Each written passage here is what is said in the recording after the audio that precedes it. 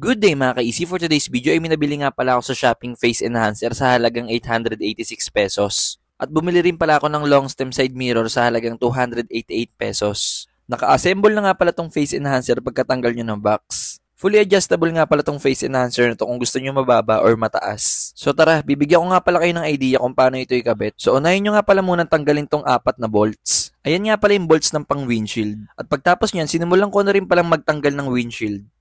At sunod naman natin tanggalin yung goma or rubber na kinakapitan ng windshield. Dahan-dahan lang pala sa pagtanggal niyan para hindi masira. At pagkatapos niyan, meron nga pala tong clip sa taas na kailangan sundutin. Meron nga pala tong clip kaya mahirap tanggalin. Dahan-dahan lang pala sa pagtulak.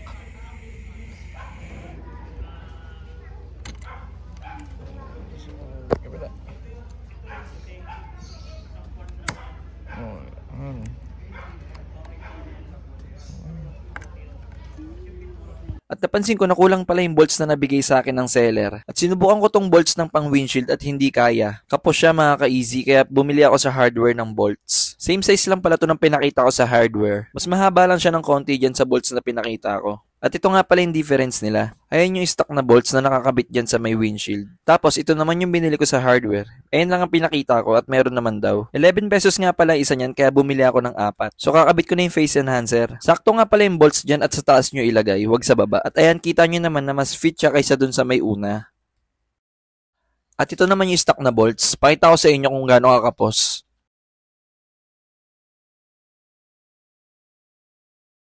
Hindi talaga siya kasya.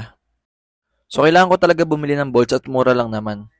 Gumamit nga pala kayo dito ng long nose para masikipan nyo siya ng maigi, para meron siyang pangontra. So, ganito nga pala itsura niya kapag nalagay nyo na yung 4 na bolts. Saktong-sakto siya, matibay at walang alog.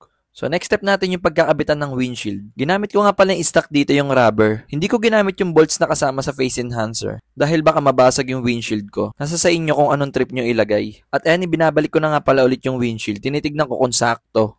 At ayan, kita nyo naman na hindi siya sakto at pantay. Nahihirapan ako kasi hindi talaga siya naka-align dun sa may butas. So, inisip namin talaga maigi kung paano ito magagawa ng paraan. At naisip namin na baliktarin tong 4 na bracket. Ayan, bracket na yan. Babaliktarin nyo lang siya. Ilalabas nyo lang siya dun sa may loob. Tulad nito mga ka-easy, ililipat nyo lang siya dun sa may kabila. 4 na bracket yan, ililipat nyo lang sa may kabila. So, ayan, i-adjust nyo na lang kung pantay or hindi. At ayan, ilalapat ko na ulit yung windshield at saktong-sakto na siya, hindi tulad dun kanina. Sa part na to, hindi na ako nahihirapan ikabit. At ito nga pala itsura niya kapag tapos na. Mas tumaas yung windshield at madali na siyang punasan at linisin. Dagdag forma na rin at mas pogi na siya tignan. At pwede nyo pa rin ibaba yung windshield up and down tulad niyan. Walang problema. At syempre, kakabitan ko na rin pala to na nabili kong long stem side mirror. May kasama na nga pala tong tools at sakto to, walang kulang. Sa pagkabit nga pala na ito ay napaka-basic lang. Para siyang sinukat mga ka-easy. At ayan, patong nyo lang siya at meron naman siyang butas. At ayan, kita nyo naman na napakadali lang ng ginagawa ko. Same procedure nga rin pala to dun sa may kabila. Pwede nyo rin pala to palitan ng gold bolts para hindi mga lawang. At tinanggal ko na rin pala dito yung luma kong side mirror. At nilagyan ko na rin pala to ng takip na gold bolts. Huwag nyo rin palang kalimutan yung cover ng long stem side mirror. Kabilaan din yan. At ito na nga pala yung final outcome ng kinabit ko.